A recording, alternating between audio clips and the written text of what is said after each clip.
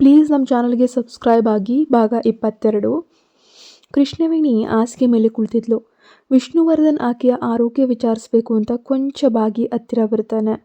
ಆ ಸಮಯದಲ್ಲಿ ಕೃಷ್ಣವೇಣಿಯ ಆಸ್ಪತ್ರೆಯ ಗೌನ್ ಅಡಿಯಲ್ಲಿದ್ದ ಒಂದು ಉಡುಪು, ಒಂದು ಸಣ್ಣ ಸ್ಟ್ರ್ಯಾಪ್ ಅನ್ನೋದು ವಿಷ್ಣುವರ್ಧನ ಶರ್ಟ್ನ ಮೇಲ್ಭಾಗದ ಬಟನ್ಗೆ ಅಥವಾ ಅವನ ಕೈಗಡಿಯಾರದ ಕೊಂಡಿಗೆ ಆಕಸ್ಮಿಕವಾಗಿ ಸಿಲುಕಾಕೊಂಡ್ಬಿಡ್ತು. ಕೃಷ್ಣವೇಣಿಯ ಕಣ್ಣುಗಳು ಅತ್ತ ಹೋದಾಗ ಅವಳಿಗೆ ಬೆವರುವಂತಾಯಿತು. ಅಯ್ಯೋ ದೇವ್ರೆ, ಇದು ಈಗಲೇ ಆಗಬೇಕಿತ್ತೆ ಎಂದು ಅವಳು ಮನಸ್ಸಿನಲ್ಲೇ ನೊಂದುಕೊಂಡ್ಳು. ಸ್ವಲ್ಪವೇ ಹೊತ್ತಿನಲ್ಲಿ ನರ್ಸ್ ಬಂದು ಔಷಧಿ ಕೊಟ್ಟು ಹೋಗುವಂಥ ಸಮಯ ಕೂಡ ಬರ್ತಾ ಇತ್ತು. ಒಂದು ವೇಳೆ ನರ್ಸ್ ಬಂದು ಇದನ್ನು ನೋಡಿದ್ರೆ ಅವಳ ಮರ್ಯಾದೆ ಧೂಳಿಪಟವಾಗ್ತಿತ್ತು. ವಿಷ್ಣುವರ್ಧನ್ ಕೂಡ ಅವಳಿಗೆ ತೀರ ಹತ್ತಿರದಲ್ಲೇ ಇದ್ದನು. ಕೃಷ್ಣವೇಣಿ ಆತಂಕವನ್ನು ಮರೆಮಾಚಿ, ಸರ್, ನಿಮ್ಮ ಕಾಲರ್ ಸ್ವಲ್ಪ ಸರಿ ಇಲ್ಲ, ನಾನು ಸರಿ ಮಾಡ್ತೀನಿ ಅಂತ ಸುಳ್ಳು ಹೇಳೋ ನೆಪ ಹೇಳಿ ಕೈ ಚಾಚಿದ್ಲು. ಅವಳು ಅವನ ಕುತ್ತಿಗೆಯ ಬಳಿ ಕೈ ತಂದಾಗ ವಿಷ್ಣುವರ್ಧನ್ ಆಕೆಯತ್ತ ತೀಕ್ಷ್ಣವಾಗಿ ನೋಡ್ತಾ ಇದ್ದಾನೆ. ಅವನ ಕಣ್ಣುಗಳಲ್ಲಿ ಏನೋ ಒಂದು ಅನುಮಾನವಿತ್ತು. ಕೃಷ್ಣವೇಣಿಯ ಕೈಗಳು ನಡುಗ್ತಾ ಇದ್ವು. ಅವನು ಹತ್ತಿರವಿದ್ದಿದ್ದರಿಂದ ಅವಳ ಹೃದಯದ ಬಡಿತ ಕೂಡ ಅವನಿಗೆ ಕೇಳಿಸ್ತಾ ಇರಬಹುದು ಅಂತ ಅವಳಿಗೆ ಭಯವಾಯಿತು. ಅವಳು ಅವನ ಕಾಲರನ್ನು ಸರಿಪಡಿಸುವಂತಹ ನೆಪದಲ್ಲಿ ಅವನ ಕುತ್ತಿಗೆಯ ಹತ್ತಿರವೇ ತನ್ನ ಕೈ ಆಡಿಸಿ ಸಿಕ್ಕಾಕೊಂಡಿದ್ದ ತನ್ನ ಉಡುಪಿನ ದಾರವನ್ನು ಮೆಲ್ಲನೆ ಬಿಡಿಸಲು ಪ್ರಯತ್ನಿಸಿದ್ಲು. ಆದರೆ ಅದು ಅಷ್ಟು ಸುಲಭವಾಗಿ ಬಿಡ್ತಾ ಇರಲಿಲ್ಲ. ಒಂದು ಕ್ಷಣ ಅವಳ ಬೆರಳುಗಳು ಅವನ ಕುತ್ತಿಗೆಯ ಮೃದುವಾದ ಚರ್ಮಕ್ಕೆ ತಾಕ್ತವೆ. ಆ ಸ್ಪರ್ಶಕ್ಕೆ ಅವಳು ಬೆಚ್ಚಿಬಿದ್ಲು. ಏನಾಗಿದೆ ಕೃಷ್ಣವೇಣಿ, ಕೈ ಯಾಕೆ ನಡುಗ್ತಾ ಇದೆ? ವಿಷ್ಣುವರ್ಧನ್ ತಗ್ಗು ಧ್ವನಿಯಲ್ಲಿ ಪ್ರಶ್ನಿಸ್ತಾನೆ. ಏನೂ ಇಲ್ಲ ಸರ್ ಅಂತ ಹೇಳಿ ಇನ್ನೊಮ್ಮೆ ಬಲವಾಗಿ ಎಳೆದು ಅದನ್ನು ಬಿಡಿಸಿಕೊಳ್ಳಲು ಪ್ರಯತ್ನಿಸಿದ್ಲು. ಆ ಪ್ರಯತ್ನದಲ್ಲಿ ಆಕೆಯ ಮೈಯು ಅವನ ಕಡೆಗೆ ಸ್ವಲ್ಪ ಬಾಗಿತ್ತು. ಅವರಿಬ್ಬರ ನಡುವೆ ಕೇವಲ ಇಂಚುಗಳ ಅಂತರವಷ್ಟೇ ಇತ್ತು. ವಿಷ್ಣುವರ್ಧನ್ನ ಸುಗಂಧ ದ್ರವ್ಯದ ಘಾಟು ಅವಳನ್ನು ಆವರಿಸ್ತಾ ಇತ್ತು. ಅವಳು ಆತಂಕದಿಂದಲೇ ಇನ್ನೊಮ್ಮೆ ಬಲವಾಗಿ ಎಳೆದ್ಲು. ಠಕ್ ಎಂಬಂತಹ ಸದ್ದಿನೊಂದಿಗೆ ಆ ದಾರ ಬಿಡುಗಡೆಯಾಯಿತು. ಅವಳು ತಕ್ಷಣವೇ ಉಸಿರು ಹಿಡಿದು ಹಿಂದೆ ಸರಿದು ಹಾಸಿಗೆ ಮೇಲೆ ಕುಳಿತುಕೊಂಡ್ಳು. ಸರಿ ಹೋಯ್ತು ಸರ್ ಅಂತ ಐರಾಣಾಗಿ ಹೇಳಿದ್ಲು. ವಿಷ್ಣುವರ್ಧನ್ ಅವಳನ್ನು ಒಂದು ಕ್ಷಣ ದಿಟ್ಟಿಸಿ ನೋಡ್ತಾ ಇದ್ದಾನೆ. ಅವನ ಮುಖದಲ್ಲಿ ಒಂದು ಸಣ್ಣ ನಗು ಮಿಂಚುತ್ತೆ. ಆ ವಿಷಯ ಅವನಿಗೆ ಗೊತ್ತಾಗಿತ್ತೋ ಇಲ್ವೋ ಎಂಬುದು ಅವಳಿಗೆ ಮಾತ್ರ ಅರ್ಥ ಆಗಲಿಲ್ಲ. ಆದರೆ ಆ ಕ್ಷಣದ ಮುಜುಗರದಿಂದ ಕೃಷ್ಣವೇಣಿಯ ಮುಖ ಟೊಮೊಟೊ ಹಣ್ಣಿನಂತೆ ಕೆಂಪಗಾಗಿತ್ತು.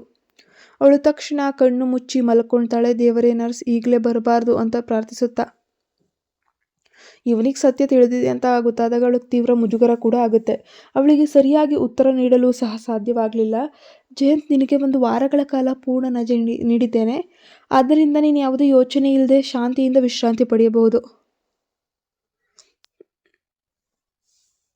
ಹಾಗೆ ವಿಷ್ಣುವರ್ಧನ್ ಮುಂದುವರಿಸ್ತಾ, ಥ್ಯಾಂಕ್ಸ್, ಜಯಂತ್ ಸರ್ಗೂ ನನ್ನ ಧನ್ಯವಾದಗಳು ತಿಳಿಸಿ.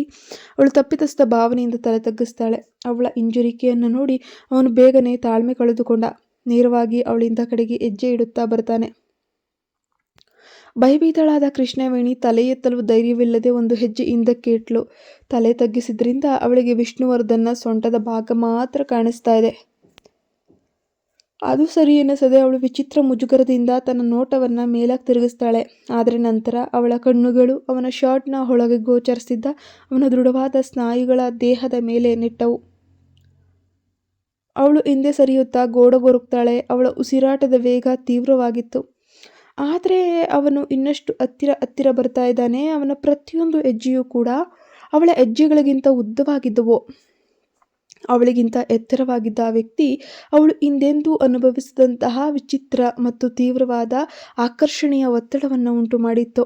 ಇದ್ದಕ್ಕಿದ್ದಂತೆ ಅವನು ತನ್ನ 2 ಬಲಿಷ್ಠ ಕೈಗಳನ್ನು ಗೋಡೆಯ ಮೇಲೆ ಇಟ್ಟು ಅವಳನ್ನು ತನ್ನ ತೋಳುಗಳ ಬಂಧನದಲ್ಲಿ ಸೆರೆ ಹಿಡಿತಾನೆ.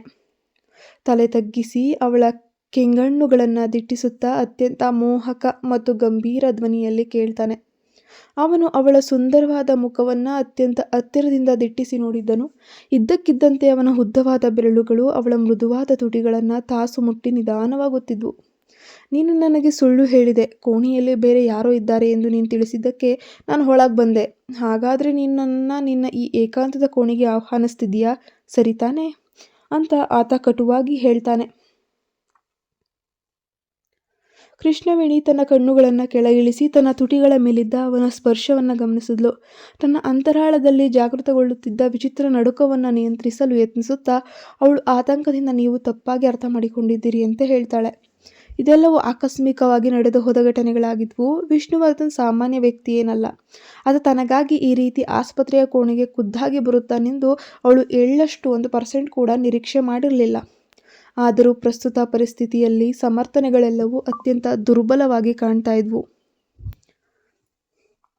ಅವಳು ಸುಳ್ಳು ಹೇಳಿದ್ಲು ಮತ್ತು ಅವಳು ಒಳಗಡೆ ಪ್ರವೇಶಿಸಿದ ಕ್ಷಣಗಳು ಅವಳು ಬಟ್ಟೆಗಳನ್ನು ಸರಿಯಾಗೂ ಧರಿಸಿರಲಿಲ್ಲ.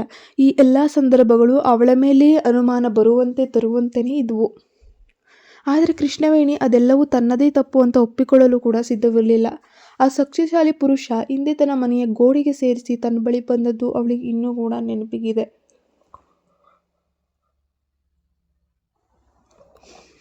ಅವನಿಗೆ ಯಾವುದೇ ವಿಶೇಷ ಆಕರ್ಷಣೆ ಅಥವಾ ಗುಪ್ತ ಉದ್ದೇಶವಿಲ್ಲದಿದ್ದರೂ ಅವನು ಕೋಣೆಗೆ ಬಂದಾಗ ಅವಳು ಆ ಸ್ಥಿತಿಯಲ್ಲಿದ್ದುದನ್ನು ಕಂಡು ಒಬ್ಬ ಸಂಭಾವಿತ ವ್ಯಕ್ತಿಯಂತೆ ಕ್ಷಮೆ ಯಾಚಿಸಿ ತಕ್ಷಣವೇ ನಡೆಯಬೇಕಿತ್ತು. ಆದರೆ ಅವನು ಹಾಗೆ ಮಾಡಲಿಲ್ಲ. ನಿನಗೆ ನನ್ನನ್ನು ಕಂಡು ಭಯವೇ ಅಂತ ಅವನು ಸಣ್ಣ ಧ್ವನಿಯಲ್ಲಿ ಆಕೆಯನ್ನು ವಿಶ್ಲೇಷಿಸ್ತಾನೆ. ಅವನಿಂದ ಹೊರಹೊಮ್ಮುತ್ತಿದ್ದ ಗಂಭೀರವಾದ ಪುರುಷತ್ವದ ಪರಿಮಳ ಮತ್ತು ಸಿಗರೇಟಿನ ಸುವಾಸನೆ ಕೃಷ್ಣವೇಣಿಯ ಮನಸ್ಸನ್ನು ಗೊಂದಲಕ್ಕೀಡು ಮಾಡಿತು. ಅವಳಿಗೆ ಸರಿಯಾಗಿ ಉಸಿರಾಡಲು ಕೂಡ ಸಾಧ್ಯವಾಗಲಿಲ್ಲ. ಅವಳು ತಲೆ ಎತ್ತಿ ಆತನ ತೀಕ್ಷ್ಣ ಕಣ್ಣುಗಳನ್ನು ನೋಡ್ತಾಳೆ. ಆ ಹೃದಯದ ಬಡಿತ ವೇಗವಾಗಿ ಓಡ್ತಾ ಇತ್ತು. ಹೌದು, ನನಗೆ ಭಯವಾಗ್ತಿದೆ. ನಿಜವಾಗಿಯೂ ನೀವು ಈಗ ನಡೆದುಕೊಳ್ಳುತ್ತಿರುವಂತಹ ರೀತಿ ಖಂಡಿತ ಸರಿಯಲ್ಲ ಅಂತ ಹೇಳ್ತಾಳೆ. ನೀನು ನನ್ನನ್ನು ಕಂಡು ಭಯಪಡುತ್ತಿದ್ದೇನೆ ಅಂತ ಹೇಳ್ತೀಯಾ, ಆದರೆ ಇನ್ನೊಂದೆಡೆ ನನ್ನನ್ನು ನಿನ್ನ ಕೋಣೆಗೆ ಬರುವಂತೆ ಮುನ್ನಡೆಸ್ಕೊಳ್ತೀಯಾ?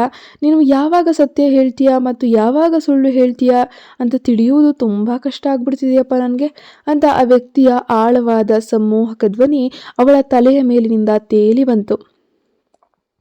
ಕೃಷ್ಣವೇಣಿ ಅಮಾಯಕವಾಗಿ ತಲೆ ಎತ್ತಿ, ನಾನು ಬೇಕಂತಲೇ ಹಾಗೆ ಮಾಡಲಿಲ್ಲ ಅಂತ ಹೇಳ್ತಾಳೆ. ವಿಷ್ಣುವರ್ಧನ್ ಅವಳ ಪ್ರತಿಯೊಂದು ಮಾತಿಗೂ ತರ್ಕಬದ್ಧವಾಗಿ ಉತ್ತರಿಸಿದ್ದನ್ನ, ನಿನ್ನ ಕೋಣೆಯಲ್ಲಿ ಬೇರೆ ಯಾರಾದರೂ ಇದ್ದಾರೆಯೇ ಎಂದು ನಾನು ಕೇಳಿದಾಗ ನೀನು ಹೌದು ಎಂದೆ. ಯಾರು ಇಲ್ಲದಿದ್ದರೆ ಒಬ್ಬ ಪುರುಷ ಮತ್ತು ಮಹಿಳೆ ಹೀಗೆ ಏಕಾಂತದಲ್ಲಿರುವುದು ಸರಿಯಲ್ಲ ತಾನೇ? ಅದು ನನಗೂ ನಿನಗೂ ಮುಜುಗರ ಉಂಟು ಮಾಡುತ್ತದೆ ಎಂದು ಸ್ಪಷ್ಟವಾಗಿ ಹೇಳಿದ್ದ. ಕೃಷ್ಣವೇಣಿಗೆ ಅವನ ಜೊತೆ ವಾದ ಮಾಡೋಕೆ ಪದಗಳೇ ಸಿಗಲಿಲ್ಲ. ಯಾಕಂದ್ರೆ ಅವನು ಹೇಳುತ್ತಿರುವ ರೀತಿಯೂ ಕೂಡ ಸರಿಯಾಗಿಯೇ ಇತ್ತು. ವಿಷ್ಣುವರ್ಧನ್ ಅವಳ ಮುಗ್ಧ ಮತ್ತು ತಳಮಳಿಸ್ತಿದ್ದ ಕಣ್ಣುಗಳನ್ನ ಆಳವಾಗಿ ದಿಟ್ಟಿಸಿ ಹೇಳ್ತಿದ್ದಾನೆ. ಅಷ್ಟರಲ್ಲಿ ಆ ಕೋಣೆಯಲ್ಲಿ ಸಂಪೂರ್ಣವಾದ ಮೌನ ಆವರಿಸ್ತು. ಒಳಗಿನಿಂದಲೇ ಅಥವಾ ಹೊರಗಿನಿಂದಾಗ್ಲಿ ಯಾವುದೇ ಶಬ್ದ ಕೇಳಿಸ್ಲೇ ಇಲ್ಲ. ಅವಳ ಹೃದಯದ ತೀವ್ರ ಬಡಿತ ಮಾತ್ರ ಆ ಮೌನದಲ್ಲಿ ಅತ್ಯಂತ ಜೋರಾಗಿ ಸ್ಪಂದಿಸ್ತಿತ್ತು. ಕ್ಷಮಿಸಿ, ನಾನು ಈಗ ಸ್ವಲ್ಪ ವಿಶ್ರಾಂತಿ ಪಡೆಯಬೇಕಾಗಿದೆ. ಕೃಷ್ಣವೇಣಿ ಅವನನ್ನ ಹೊರಗೆ ಹೋಗುವಂತೆ ಸೂಚಿಸುತ್ತಾ ಮೆಲ್ಲನೆ ದೂರ ತಳ್ಳಲು ಯತ್ನಿಸಿದ್ಲು. ಆದರೆ ಅವಳು ಹಾಗೆ ಮಾಡುವ ಮೊದಲೇ ಆ ವ್ಯಕ್ತಿ ಅವಳನ್ನ ಗೋಡೆ ಮತ್ತು ತನ್ನ ದೃಢವಾದ ದೇಹದ ನಡುವೆ ಸಂಪೂರ್ಣವಾಗಿ ಬಂಧಿಸಿ ಬಿಟ್ಟನು. ನೀವು ಏನ್ ಮಾಡ್ತಿದ್ದೀರಾ? ಕೃಷ್ಣವೇಣಿ ಹುಬ್ಬು ಗಂಟಾಕಿ ಅವನತ್ತ ತೀವ್ರ ಆತಂಕದಿಂದ ನೋಡುತ್ತಾಳೆ. ನಿಮ್ಮ ಮಿತಿಯನ್ನ ದಾಟಬೇಡಿ. ನೀವು ನನಗೆ ಏನಾದರೂ ತೊಂದರೆ ಉಂಟು ಮಾಡಿದ್ರೆ ನಾನು ನಿಮ್ಮ ವಿರುದ್ಧ ಪೊಲೀಸ್ ದೂರು ನೀಡಬೇಕಾಗ್ತದೆ. ವಿಷ್ಣುವರ್ಧನ್ನ ಬಿಸಿಯಾದ ಉಸಿರು ಅವಳ ಕೆಂಪಾಗಿರುವಂಥ ಮುಖಕ್ಕೆ ಸ್ಪರ್ಶಿಸ್ತು. ನಾನು ಏನು ಮಾಡ್ತಾ ಇದ್ದೀನಿ ಎಂಬ ಪ್ರಶ್ನೆಗೆ ಈ ಸಾಮೀಪ್ಯವೇ ನಿನಗೆ ಸೂಕ್ತ ಉತ್ತರ ನೀಡುವುದಲ್ಲವೇ ಎಂದು ಗಂಭೀರವಾಗಿ ಪಿಸುಗುಡುತ್ತಾನೆ. ಅವರಿಬ್ಬರ ಕಣ್ಣುಗಳು ನೇರವಾಗಿ ಒಂದನ್ನೊಂದು ಭೇಟಿಯಾದವು. ಅವನ ತೀಕ್ಷ್ಣ ಮಾತುಗಳು ಅವಳ ಅಂತರಾಳವನ್ನು ತಲುಪಿದ್ವು. ಕೃಷ್ಣವೇಣಿ ಆಘಾತದಿಂದ ಆಗಿ ಎಪ್ಪುಗಟ್ಟಿ ನಿಂತಳು. ಅವಳಿಗೆ ಸರಿಯಾಗಿ ಉಸಿರಾಡಲು ಸಹ ಸಾಧ್ಯವಾಗಲಿಲ್ಲ. ಅವಳ ಇಡೀ ದೇಹದಲ್ಲಿ ವಿಚಿತ್ರ ಶಾಖದ ಅಲೆ ಹಾದು ಹೋಯಿತು. ಆ ವ್ಯಕ್ತಿಯ ಎದೆಯನ್ನು ಮುಚ್ಚಿದ್ದ ಕಪ್ಪು ಶರ್ಟ್ ಅವಳಿಗೆ ತಾಕ್ತಿದ್ದಾಗ ಅದರಿಂದ ಹೊರಹೊಮ್ಮುತ್ತಿದ್ದಂತಹ ಕಾವು ಅವಳನ್ನು ಸುಡುವಷ್ಟು ಬಿಸಿಯಾಗಿತ್ತು. ಅವಳು ತೀವ್ರ ಮುಜುಗರ ಮತ್ತು ನಾಚಿಕೆಯಿಂದ ತತ್ತರಿಸ್ತಿದ್ರು. ಅವರಿಬ್ಬರ ಭಾವನೆಗಳು ಪರಸ್ಪರ ಆಕರ್ಷಿತವಾಗ್ತಿದ್ವು. ಕೃಷ್ಣವೇಣಿ ಕಣ್ಣೀರಿನ ಅಂಚಿನಲ್ಲಿದ್ದು ಅವಳು ತನ್ನ ಮುಗ್ಧ ಕಣ್ಣುಗಳಿಂದ ತಲೆ ಎತ್ತಿ ಅವನನ್ನು ಸಮಾಧಾನ ಪಡಿಸುವಂತೆ ಬೇಡಿಕೊಳ್ಳುವ ನೋಟದಿಂದ ನೋಡ್ತಾ ಇದ್ಲು. ಆದರೆ ವಿಷ್ಣುವರ್ಧನ್ ಕಪ್ಪು ಕಣ್ಣುಗಳು ಒಬ್ಬ ಪ್ರಬುದ್ಧ ನಾಯಕನ ದೃಢತೆ ಮತ್ತು ಶಾಂತತೆಯನ್ನು ವ್ಯಕ್ತಪಡಿಸ್ತಾ ಇದ್ವು. ಅವನು ಅವಳ ಮನವಿಯನ್ನ ಶಾಂತವಾಗಿ ನಿರ್ಲಕ್ಷಿಸಿ ತನ್ನ ತುಟಿಗಳನ್ನು ಅವಳ ಮೃದುವಾದ ತುಟಿಗಳ ಮೇಲೆ ಅತ್ಯಂತ ಪ್ರೀತಿಯಿಂದ ಒತ್ತುತ್ತಿದ್ದನು. ಕ್ಷಣಾರ್ಧದಲ್ಲಿ ಅತ್ಯಂತ ಮೃದುವಾಗಿ ಹಾಗೂ ಮಾಂತ್ರಿಕವಾಗಿ ನಡೆದಂತಹ ಒಂದು ಸಮ್ಮೋಹಕ ಚುಂಬನವು ಅವಳ ಎಲ್ಲಾ ಕೋಪವನ್ನ ಕರಗಿಸಿ ಬಿಟ್ಟಿತ್ತು. ಕೃಷ್ಣವೇಣಿಯ ಮುಖವು ಹಿಂದೆಂದೂ ಕಾಣದಷ್ಟು ಬಿಸಿಯಾಗಿ ಕೆಂಪೇರಿತು. ಇಲ್ಲ, ನೀವು ಹೀಗೆ ಮಾಡುವುದು ಸರಿಯಲ್ಲ ಅಲ್ವಾ? ಅವಳು ಮೆಲ್ಲನೆ ತಲೆ ಅಳ್ಳಾಡಿಸುತ್ತಾ ಆ ಸಂಮೋಹನದ ಲೋಕದಿಂದ ತನ್ನನ್ನು ತಾನು ಬಿಡಿಸಿಕೊಳ್ಳಲು ಪ್ರಯತ್ನ ಮಾಡ್ತಾನೆ ಇದ್ಲು. ಆದರೆ ಮರುಕ್ಷಣವೇ ಆ ವ್ಯಕ್ತಿಯ ಲಘು ಸ್ಪರ್ಶವು ಇನ್ನಷ್ಟು ತೀವ್ರ ಮತ್ತು ಆವೇಶಭರಿತವಾಗಿತ್ತು. ಅವನು ಅತ್ಯಂತ ಪ್ರೇಮಪೂರ್ವಕವಾಗಿ ಅವಳನ್ನು ಸಂಪೂರ್ಣವಾಗಿ ತನ್ನ ಭಾವನಾತ್ಮಕ ಹತೋಟಿಗೆ ತೆಗೆದುಕೊಳ್ತಾನೆ. ಕೃಷ್ಣವೇಣಿ ಆ ಕ್ಷಣದ ಆಕರ್ಷಣೆಯನ್ನ ಅಂತರಾಳದಿಂದ ಅನುಭವಿಸ್ತಾಳೆ. ಆ ವ್ಯಕ್ತಿಯ ವ್ಯಕ್ತಿತ್ವ ಅತ್ಯಂತ ಸ್ವಚ್ಛ, ತಾಜಾ ಮತ್ತು ಗಂಭೀರ ಪ್ರಭಾವದಿಂದ ಕೂಡಿತ್ತು. ತಕ್ಷಣವೇ ಅವಳಿಗೆ ಹಿಂದೆ ಜಯಂತ್ ಹೇಳಿದಂತಹ ಮಾತು ನೆನಪಿಗೆ ಬರುತ್ತೆ. ಈ ಪ್ರಭಾವಶಾಲಿ ಮನುಷ್ಯನಿಗೆ ಎದುರಾಗಿ ನಿಲ್ಲಲು ಯಾರಿಂದಲೂ ಸಾಧ್ಯವಿಲ್ಲ. ಬಹುಶಃ ಅಂತಹ ಶಕ್ತಿಶಾಲಿ ಪುರುಷರ ಆಲೋಚನೆಗಳನ್ನ ಅರ್ಥೈಸಿಕೊಳ್ಳೋದು ಸಾಮಾನ್ಯರಿಗೆ ಅಷ್ಟು ಸುಲಭವೂ ಅಲ್ಲ. ಅದು ಹಾಗೆ ಅಂತಹ ಶಕ್ತಿಶಾಲಿ ಪುರುಷ ಒಮ್ಮೆ ಯಾರನ್ನಾದ್ರೂ ಆರಿಸ್ಕೊಂಡ ನಂತರ ಆ ವ್ಯಕ್ತಿ ಅವನಿಗೆ ಶಾಶ್ವತವಾಗಿ ನಂಬಿಕಸ್ಥಳಾಗಿರಬೇಕೇ ಹೊರತು ಪ್ರೇಮ ಮತ್ತು ಸಂಬಂಧದ ಎಲ್ಲ ಎಲ್ಲೆಗಳನ್ನ ಕೂಡ ಗೌರವಿಸಬೇಕಾಗ್ತದೆ. ಒಬ್ಬ ಮಹಿಳೆಗೆ ಆ ಬಂಧವನ್ನ ಅಷ್ಟು ಸುಲಭವಾಗಿ ಮುರಿದುಕೊಳ್ಳುವ ಹಕ್ಕಿರೋದಿಲ್ಲ. ಆದರೆ ಅದೇ ಸಮಯದಲ್ಲಿ ಅಂತಹ ಪ್ರಭಾವಿ ಪುರುಷನಿಗೆ ಯಾವುದೇ ಕ್ಷಣದಲ್ಲಾದರೂ ಕೂಡ ನಿರ್ಧಾರ ತೆಗೆದುಕೊಳ್ಳುವಂತಹ ಸಂಪೂರ್ಣವಾದ ತಾಕತ್ತು, ಹಕ್ಕು ಇರುತ್ತದೆ. 5 ವರ್ಷಗಳ ಹಿಂದೆ ನಡೆದಂತಹ ಒಂದು ಆಘಾತಕಾರಿ ಘಟನೆಯನ್ನು ಹೊರತುಪಡಿಸಿ ಕೃಷ್ಣವೇಣಿ ಒಬ್ಬ ಪುರುಷನಿಗೆ ಇಷ್ಟು ಹತ್ತಿರವಾಗಿದ್ದು ಇದೇ ಮೊದಲು. ಅವಳು ಇದುವರೆಗೂ ಕೂಡ ಯಾರನ್ನು ಕೂಡ ಈ ರೀತಿ ಪ್ರೇಮದಿಂದ ಸ್ಪರ್ಶಿಸಿರಲಿಲ್ಲ. ವಿಷ್ಣುವರ್ಧನ್ ಕಣ್ಣುಗಳು ಇನ್ನಷ್ಟು ತೀವ್ರಗೊಳ್ತಾ ಇದ್ವು. ಅವನ ಉರಿಯುತ್ತಿರುವ ಆವೇಶಭರಿತ ಸ್ಪರ್ಶವು ಅವಳ ಕುತ್ತಿಗೆಯ ಭಾಗವನ್ನು ತಲುಪಿ ಅವಳ ಮೃದುವಾದ ಚರ್ಮದ ಮೇಲೆ ಒಲವಿನ ಮುದ್ರೆಯನ್ನು ಒತ್ತುತ್ತಾ ಇದ್ವು. ಅವಳು ಮೆಲ್ಲನೆ ನಿಟ್ಟುಸಿರು ಬಿಡ್ತಾ ಇದ್ಲು. ಅವಳ ಮನಸ್ಸು ಸಂಪೂರ್ಣವಾಗಿ ಅಲೆದಾಡ್ತಾ ಇತ್ತು. ಆ ವ್ಯಕ್ತಿಯ ಸಾಮೀಪ್ಯ ಅವಳ ಅಂತರಾಳದಲ್ಲಿ ವಿಚಿತ್ರ ಸಮ್ಮೋಹಕ ವಾತಾವರಣವನ್ನು ಸೃಷ್ಟಿಸಿತು. ತನ್ನ ಈ ತಾತ್ಕಾಲಿಕ ತಳಮಳಕ್ಕೆ ಕಾರಣ ಇನ್ನು ತನ್ನ ದೇಹದಲ್ಲಿ ಸಂಪೂರ್ಣವಾಗಿ ಶಮನವಾಗದ ಈ ಔಷಧಿಯ ಪ್ರಭಾವವೇ ಇರಬಹುದು ಅಂತ ಕೃಷ್ಣವೇಣಿ ತನ್ನನ್ನು ತಾನು ಮನವರಿಕೆ ಮಾಡಿಕೊಳ್ಳೋಕೆ ಯತ್ನಿಸಿದ್ಲು. ಸುಮಾರು 5 ನಿಮಿಷಗಳ ಕಾಲ ಅವಳು ತನ್ನನ್ನೇ ಸಂಪೂರ್ಣವಾಗಿ ಮರೆತು ಆ ಭಾವನಾತ್ಮಕ ಕ್ಷಣದಲ್ಲಿ ಕಳೆದು ಹೋದ್ಲು. ಆದರೆ ತಕ್ಷಣವೇ ಎಚ್ಚರಗೊಂಡು ಪ್ರಜ್ಞೆ ಬಂದಾಗ ಕಣ್ಣೀರನ್ನು ತುಂಬಿದ ಕಣ್ಣುಗಳಿಂದ ಅವಳು ಯಾವುದೇ ಹಿಂಜರಿಕೆ ಇಲ್ಲದೆ ಅವನ ತುಟಿಗೆ ಗಟ್ಟಿಯಾಗಿ ಕಚ್ಚಿದ್ಲು. ಹಠಾತ್ ಆಘಾತ ಅವನನ್ನು ಒಮ್ಮೆ ಎಚ್ಚರಿಸಿತು. ರಕ್ತದ ಸಣ್ಣ ಹನಿ ಇಬ್ಬರ ತುಟಿಗಳಿಗೂ ಹರಡಿತ್ತು. ವಿಷ್ಣುವರ್ಧನ್ ಅವಳನ್ನು ಪ್ರೀತಿಸುವುದನ್ನು ತಕ್ಷಣವೇ ನಿಲ್ಲಿಸ್ತಾನೆ. ಅವನ ಕಣ್ಣುಗಳಲ್ಲಿ ಸಮ್ಮೋಹಕ ಭಾವನೆಗಳು ತುಂಬಿದ್ವು. ಅವನ ಮುಖದಲ್ಲಿ ಕೆಂಪು ಛಾಯೆ ಮೂಡ್ತು. ಅವನ ಧ್ವನಿ ಗಂಭೀರವಾಗಿ ಹೊರಬಂತು. ಎಚ್ಚರಿಕೆ, ನೀ ನನ್ನ ರಕ್ತ ಕುಡಿದ್ರೆ ಗರ್ಭಿಣಿಯಾಗ್ತೀಯಾ? ಅವನ ಚತುರ ಹಾಗೂ ತಮಾಷೆಯ ಮಾತನ್ನ ಕೇಳಿ ಕೃಷ್ಣವೇಣಿಯ ಮುಖ ನಾಚಿಕೆಯಿಂದ ಕ್ಷಣಾರ್ಧದಲ್ಲಿ ತೀವ್ರವಾಗಿ ಬೆಚ್ಚಗಾಯಿತು. ಆಗ ದೂರದಿಂದ ಕೋಣೆಯತ್ತ ಹೆಜ್ಜೆಗಳ ಸದ್ದು ಕೇಳಿಸ್ತು. ತಕ್ಷಣವೇ ಮಿಸ್ ಕೃಷ್ಣವೇಣಿ ಸರ್ ಒಳಗಿದ್ದಾರಾ ಎಂದು ನಾನು ಕೇಳಬಹುದೇ ಎಂದು ಜಯಂತರಾವ್ ಅವರ ಧ್ವನಿ ಅತ್ಯಂತ ಗೌರವದಿಂದ ಕೇಳಿಸ್ತು. ಕೃಷ್ಣವೇಣಿ ತನ್ನ ಉಸಿರನ್ನ ಬಿಗಿ ಹಿಡಿದು ಆತಂಕದಿಂದ ಬಾಗಿಲಿನತ್ತ ನೋಡ್ತಾಳೆ. ಅಪ್ಪ, ಅದು ಪುಟ್ಟ ಅದ್ವೈತ್ನ ಮುದ್ದಾದ ಧ್ವನಿಯಾಗಿತ್ತು. ಮಿಸ್ ಕೃಷ್ಣವೇಣಿ ಅಸ್ವಸ್ಥರಾಗಿದ್ದಾರೆಂದು ತಿಳಿದ ತಕ್ಷಣವೇ ಆ ಹುಡುಗ ಎಷ್ಟು ತಡ ಮಾಡದೆ ಅವರನ್ನು ನೋಡಲು ಓಡಿ ಬಂದಿದ್ದನೋ. ಅವನು ಕೋಣೆಯ ಬಾಗಿಲಲ್ಲಿ ನಿಂತು ಒಳಗೆ ಪ್ರವೇಶಿಸಲು ಪ್ರಯತ್ನಿಸಿದ್ನು. ಆದರೆ ಜಯಂತ್ ಅವನನ್ನು ತಡೆದು ನಿಲ್ಲಿಸ್ತಾನೆ. ನೀವು ನನ್ನನ್ನು ಯಾಕೆ ಒಳಗೆ ಬಿಡುತ್ತಿಲ್ಲ ಜಯಂತ್ ಅಂಕಲ್? ಶ್! ಜಯಂತ್ ತನ್ನ ಪುಟ್ಟ ಯಜಮಾನನಿಗೆ ಸುಮ್ಮನಿರುವಂತೆ ಸೂಚಿಸುತ್ತಾ ತನ್ನ ತುಟಿಗಳ ಮೇಲೆ ಬೆರಳು ಇಡ್ತಾನೆ. ಜಯಂತ್ ಅತ್ಯಂತ ವೃತ್ತಿಪರೆಯಿಂದ 2 ಮೀಟರ್ ದೂರದಲ್ಲಿ ನಿಂತ್ಕೊಳ್ತಾನೆ. ಒಳಗೆ ವಾತಾವರಣ ತೀವ್ರ ಮುಜುಗರದಿಂದ ಕೂಡಿದೆ ಅಂತ ಅವನಿಗೆ ಈಗಾಗಲೇ ತುಂಬಾ ಸ್ಪಷ್ಟವಾಗಿ ಅರಿವೇ ಆಗಿತ್ತು. ಒಬ್ಬ ನಂಬಿಕಸ್ಥ ಅಧೀನ ಅಧಿಕಾರಿಯಾಗಿ ತಾನು ನೋಡಬಾರದ ಅಥವಾ ಕೇಳಬಾರದ ಯಾವುದನ್ನು ನೋಡಬಾರದೆಂದು ಅವನು ದೃಢ ನಿಶ್ಚಯ ಮಾಡಿದ್ದನು. ಅಪ್ಪ, ಅದ್ವೈತ್ ತನ್ನ ಮುದ್ದಾದ ಕಣ್ಣುಗಳನ್ನು ಕಿರಿದಾಗಿಸಿ ಬಾಗಿಲು ತಟ್ಟಲು ಒಂದು ಸಣ್ಣ ಕೈಯನ್ನ ಮೇಲೆ ಕೆತ್ತುತ್ತಾನೆ. ನಂತರ ಒಳಗಿನಿಂದ ಬಾಗಿಲು ತೆರೆಯಿತು ಮತ್ತು ಅವನ ತಂದೆ ವಿಷ್ಣುವರ್ಧನ್ ಅತ್ಯಂತ ಹಿಮಾವೃತ ಹಾಗೂ ಗಂಭೀರ ನೋಟದಿಂದ ಅವನನ್ನು ನೋಡ್ತಾನೆ. ಮಿಸ್ ಕೃಷ್ಣವೇಣಿಯನ್ನ ಕರೆಯದೆ ಅವರನ್ನು ನೋಡಲು ಒಂಟಿಯಾಗಿ ಬಂದ ಅಪ್ಪ ಎಷ್ಟೊಂದು ಅಸಭ್ಯ! ಅದ್ವೈತ್ ತನ್ನ ತಂದೆಯ ಗಂಭೀರ ನೋಟವನ್ನು ಸಂಪೂರ್ಣವಾಗಿ ನಿರ್ಲಕ್ಷಿಸಿ ತನ್ನೆಲ್ಲ ಶಕ್ತಿಯನ್ನು ಬಳಸಿ ಕಣ್ಣುಗಳಿಂದ ತುಂಬಿದ್ದ ದೊಡ್ಡ ಬುಟ್ಟಿ ಮತ್ತು ಸುಂದರವಾದ ಆಟಿಕೆಯನ್ನ ಕೋಣೆಯೊಳಗೆ ಎಳಿತಾನೆ. ನಂತರ ಅವನು ನೇರವಾಗಿ ಓಡ್ಬಂದು ಕೃಷ್ಣವೇಣಿಯ ತೋಳುಗಳಿಗೆ ಹಾರಿ ಅವಳನ್ನು ಮುದ್ದಾಗಿ ತಬ್ಬಿಕೊಂಡು, ಮಿಸ್ ಕೃಷ್ಣವೇಣಿ, ನಿಮಗೆ ಹುಷಾರಿಲ್ಲ ಅಂತ ನಾನು ಕೇಳಿದೆ, ನೀವೀಗ ಚೆನ್ನಾಗಿದ್ದೀರಾ ಅಂತ ಬಹಳ ಕಾಳಜಿಯಿಂದ ಕೇಳ್ತಾನೆ. ಕೃಷ್ಣವೇಣಿಯ ಮುಖಭಾವ ಇನ್ನೂ ಕೊಂಚ ಉದ್ವಿಗ್ನವಾಗಿತ್ತು. ವಿಷ್ಣುವರ್ಧನ್ ಆ ಸಮ್ಮೋಹಕ ಸಾಮೀಪ್ಯದ ಬಿಸಿ ಮತ್ತು ಕೆಂಪು ಛಾಯೆ ಅವಳ ಮುಖದಲ್ಲಿ ಇನ್ನೂ ಕೂಡ ಕಡಿಮೆಯಾಗಿರಲಿಲ್ಲ. ತನ್ನ ಬಾಸ್ನಿಂದ ತಕ್ಷಣದ ಸಿಗ್ನಲ್ ಸಿಕ್ಕಾಗ ಜಯಂತ್ ಗೌರವದಿಂದ ತಲೆಯಾಡಿಸಿ ಕೋಣೆಯ ಬಾಗಿಲನ್ನು ಮುಚ್ಚಿ ಹೊರಬರ್ತಾನೆ. ವಿಷ್ಣುವರ್ಧನ್ ತಿರುಗಿ ಕೃಷ್ಣವೇಣಿಯನ್ನ ಮುದ್ದಿಸ್ತಿದ್ದ ಮಗನನ್ನ ನೋಡಿ, ನಿನ್ನ ಮಿಸ್ ಕೃಷ್ಣವೇಣಿಯನ್ನ ಹಾಗೆ ಬಿಗಿಯಾಗಿ ಅಪ್ಕೊಳ್ಬೇಡ, ಅವಳಿಗೆ ಈಗ ಪೂರ್ಣ ವಿಶ್ರಾಂತಿ ಬೇಕು ಅಂತ ಗಂಭೀರ ಧ್ವನಿಯಲ್ಲಿ ಗದರಿಸ್ತಾನೆ. ಅದನ್ನು ಕೇಳಿದ ಅದ್ವೈತ್ ಆತುರದಿಂದ ಅವಳನ್ನು ಬಿಟ್ಟು ದೂರ ಕೊಂಚ ಹಿಂದೆ ಸರಿದು ಬಿಡ್ತಾನೆ. ನೀವು ಮಲಗಿ ಮಿಸ್ ಕೃಷ್ಣವೇಣಿ, ವಿಶ್ರಾಂತಿ ಪಡೀರಿ. ಆದರೆ ನನಗೆ ನಿಜವಾಗಿ ವಿಶ್ರಾಂತಿ ನೀಡಲು ಬಿಡದ ಆ ಗಂಭೀರ ವ್ಯಕ್ತಿ ವಿಷ್ಣುವರ್ಧನನ್ನ ಕೃಷ್ಣವೇಣಿ ಹತಾಶೆ ಹಾಗೂ ಸಣ್ಣ ಮುಜುಗರ ಕೋಪದಿಂದ ನೋಡಿದ್ಲು. ಕೃಷ್ಣವೇಣಿ ಹಣ್ಣಿನ ಬುಟ್ಟಿಯನ್ನು ಪಕ್ಕಕ್ಕಿರಿಸಿ ಹುಡುಗನಿಗೆ ಕುಡಿಯಲು ಏನಾದರೂ ತರಲು ಕೋಣೆಯಲ್ಲಿದ್ದ ಮಿನಿ ಫ್ರಿಡ್ಜ್ ಅನ್ನು ತೆರೆದ್ಲು. ಅವನು ತುಂಬ ಬಾಯಾರಿಕೆಯಾಗಿ ಕಾಣ್ತಿದ್ದನು. ಆದರೆ ಅವಳು ಫ್ರಿಡ್ಜ್ ತೆರೆದಾಗ ಅದು ಬಹುತೇಕ ಖಾಲಿಯೇ ಆಗಿತ್ತು. ಅರ್ಧ ಖಾಲಿಯಾದ ಖನಿಜಯುಕ್ತ ನೀರಿನ ಬಾಟಲಿ ಮಾತ್ರ ಇತ್ತು. ನಿಶಾ ಮೊದಲು ನೀರು ಕೊಟ್ಟಾಗ್ಲೆಲ್ಲ ಅವಳು ಅದನ್ನು ಒಂದು ಲೋಟದಲ್ಲಿ ಕೊಡ್ತಾ ಇದ್ಲು. ಕೃಷ್ಣವೇಣಿ ಒಂದು ಶುದ್ಧವಾದ ಲೋಟವನ್ನು ತೆಗೆದುಕೊಂಡು ಹುಡುಗನಿಗೆ ಅದರಲ್ಲಿ ನೀರನ್ನು ಸುರಿದ್ಲು.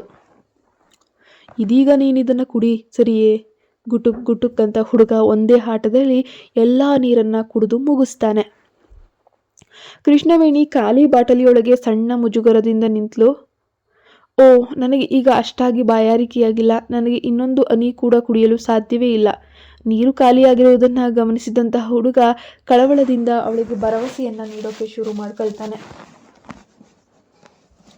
ಮಗುವಿನ ಆಶ್ವಾಸನೆಗಳು ತುಂಬ ನೇರವಾಗಿ ಮತ್ತು ಮುಗ್ಧವಾಗಿದ್ವು. ಅವನು ದೊಡ್ಡವರನ್ನ ಸಮಾಧಾನಪಡಿಸಬಹುದು ಎಂದು ಭಾವಿಸಿದ್ದನು. ಆದರೆ ಕೃಷ್ಣವೇಣಿ ಸಂಪೂರ್ಣವಾಗಿ ಬೆಳೆದ ಮಹಿಳೆಯಲ್ಲವೇ? ಅವನ ಆ ಮುಗ್ಧ ತಂತ್ರ ಅವಳಿಗೆ ಅರ್ಥವಾಗೋದಿಲ್ವೇ?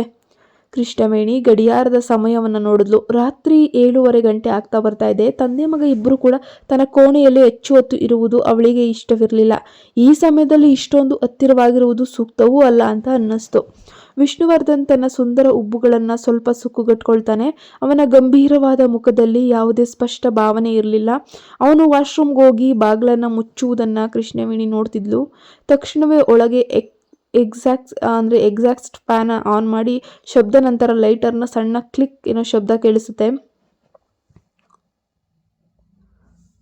ಮಿಸ್ ಕೃಷ್ಣವೇಣಿ ಅವರೇ, ನಮ್ಮ ತಂದೆ ಸಿಗರೇಟ್ ಸೇರ್ತಾರೆ, ಅದರಿಂದ ನಿಮ್ಗೆ ಏನಾದರೂ ತೊಂದರೆನಾ ಅಂತ ಮುದ್ದಾಗಿ ಕೇಳ್ತಾನೆ. ಕೃಷ್ಣವೇಣಿ ಏನು ತೊಂದರೆ ಇಲ್ಲ ಅನ್ನೋ ಥರ ತಲೆಯಾಡಿಸ್ತಾಳೆ. ಮಿಸ್ ಕೃಷ್ಣವೇಣಿ, ನಿಮಗೆ ಜ್ವರವಿದೆಯೇ? ಹುಡುಗ ತನ್ನ ಆಟಿಕೆಯನ್ನು ಕೆಳಗಿಟ್ಟು ಕೈಗಳನ್ನು ಚಚ್ಚುತ್ತಾನೆ.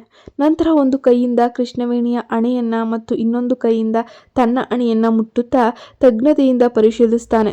ಹಾಂ, ನಿಮ್ಮ ಮೈ ಸಾಮಾನ್ಯಕ್ಕಿಂತ ಸ್ವಲ್ಪ ಬಿಸಿಯೇ ಆಗಿದೆ. ಕೃಷ್ಣವೇಣಿ ತಲೆಯಾಡಿಸ್ತಾಳೆ. ಹೌದು, ನನಗೆ ಮದ್ದು ನೀಡಿದ್ರಿಂದಲೇ ತಾನು ಆಸ್ಪತ್ರೆಯಲ್ಲಿದ್ದೀನಿ ಅಂತ ತನ್ನ ಸಣ್ಣ ಮಗುವಿಗೆ ಹೇಳಲು ಸಾಧ್ಯವೇ? ಅದ್ವೈತ್ ಮತ್ತೆ ಕೆಳಗ್ಬಾಗಿ ನೆಲದ ಮೇಲಿದ್ದ ಕಣ್ಣುಗಳು ಮತ್ತು ಆಟಿಕೆಗಳ ಅವನ ಕಡೆಗೆ ತಳ್ಳುತ್ತಾ, ನೋಡಿ ಮಿಸ್ ಕೃಷ್ಣವೇಣಿ, ಇವೆಲ್ಲವೂ ನಾನು ನಿನಗಾಗಿ ತಂದಂತಹ ಹಣ್ಣುಗಳು ಮತ್ತು ಈ ಸುಂದರ ಆಟಿಕೆ ಕೂಡ ನನ್ನದೇ. ಹುಡುಗಿಯರ ಹತ್ತಿರ ಆಟಿಕೆಗಳು ಇದ್ದರೆ ಅವರು ಬೇಗ ಬೇಗ ಗುಣಮುಖರಾಗ್ತಾರೆ ಅಂತ ಹೇಳಿ ಮೇಘ ಹೇಳಿದ್ಲು ಅಂತ ಹೇಳ್ತಾನೆ. ತುಂಬ ಧನ್ಯವಾದಗಳು ಕಂದ, ನೀನು ತುಂಬ ಒಳ್ಳೆಯ ಹುಡುಗ ಅಂತ ಕೃಷ್ಣವೇಣಿ ಅವನ ಮುಗ್ಧತೆಗೆ ಮಂದಹಾಸವನ್ನು ಬೀರ್ತಾಳೆ. ಕತೆ ಮುಂದುವರಿಯುತ್ತೆ. ಮುಂದೆ ಏನಾಗುತ್ತೆ ಅಂತ ನೋಡೋಣ. ನೀವಿನ್ನೂ ನಮ್ಮ ಚಾನಲ್ಗೆ ಸಬ್ಸ್ಕ್ರೈಬ್ ಆಗಿಲ್ಲ ಅಂದರೆ ಪ್ಲೀಸ್ ಈ ಕೂಡಲೇ ಸಬ್ಸ್ಕ್ರೈಬ್ ಆಗಿ. ತುಂಬ ಜನ ಸಬ್ಸ್ಕ್ರೈಬ್ ಆಗದೆ ಕತೆಗಳನ್ನು ನೋಡ್ತಾ ಇದ್ದೀರಾ. ದಯವಿಟ್ಟು ಸಬ್ಸ್ಕ್ರೈಬ್ ಆಗಿ ಪ್ರೋತ್ಸಾಹವನ್ನು ಕೊಡಿ. Thank you.